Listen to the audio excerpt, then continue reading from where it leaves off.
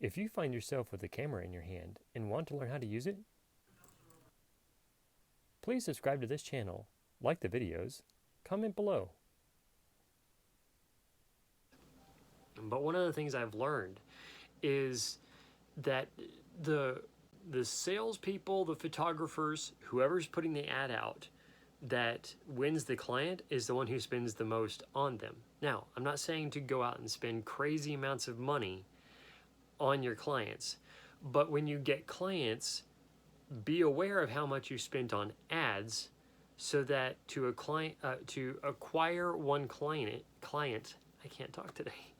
To acquire one client, you need to be sure that in the process of selling a photo shoot and an upsell for another glamour shot, whatever the case may be, is covering more than the cost of acquiring that client. If you spend $20 on an ad that is specifically sent out to individuals within your travel area, or people that are willing to travel to the location, maybe the park where you're shooting, make sure that you are specifically targeting people who have a reason to come for a photo shoot, and that what you spend on them is not being spent outside your area for people that wouldn't be willing to drive for your service at that park.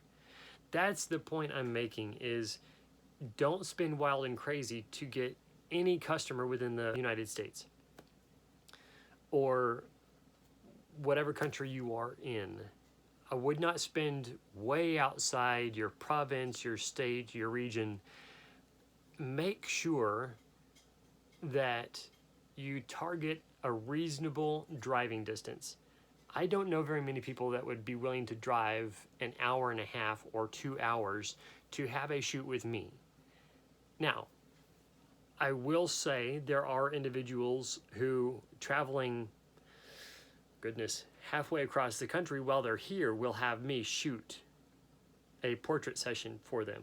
That's not uncommon. But the individuals that would do that will have a reason to be in the area. So that's the whole point. If they have a reason to have a birthday shoot and they will have a reason to be in the area, then the geo-targeting would be a good idea, of having those individuals advertised that you are willing and able to shoot around their specific day.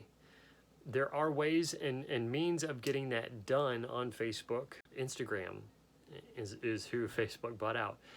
I'm sure YouTube does the same thing with Google Ads. And so there's a lot of opportunities to be able to specifically target clients in your area that will be paid drawn traffic. Now, not every click on your ad is going to be a paying client.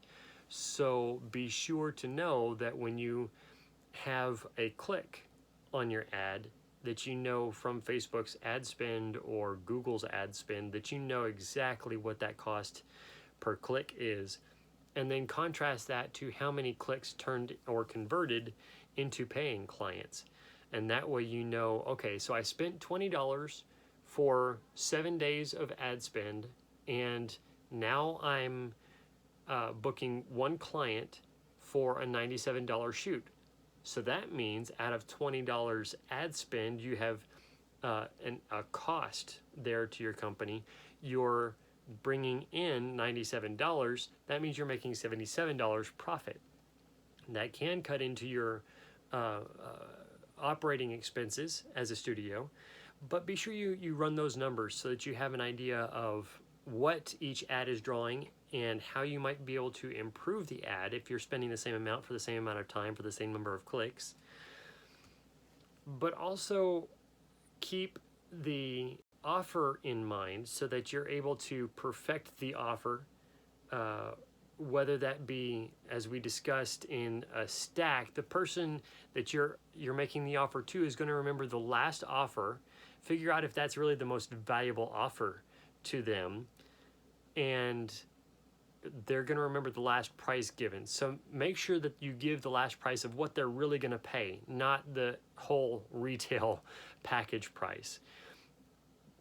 A good rule of thumb is create a package that's worth say we're talking about a package worth $97 as a general overall just basic picture for a photo shoot. My point of reference then, if I'm charging $97 to my client, I'm going to want something that is at least worth $970 that I'm offering, but not going to cost me $970. So that way the value they see is worth $970, because that's really what it would cost to get from someone else. My costs, because I'm running economically, small overhead, everything else, is really, hopefully, $50 to $60.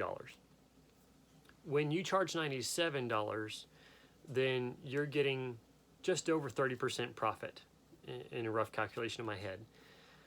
Over 30% profit, then if you have to pay $20 to acquire one client, then you're getting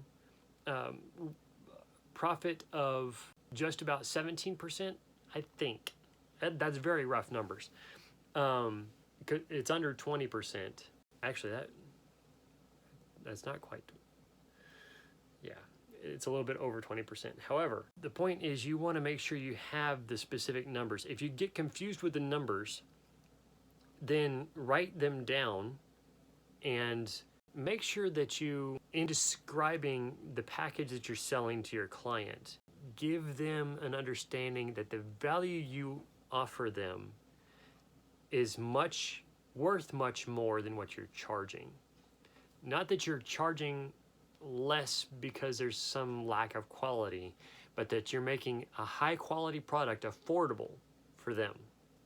Thank you so much for watching. We love having you join us. If you're not yet a subscriber, click on that subscription button and join our Photons family.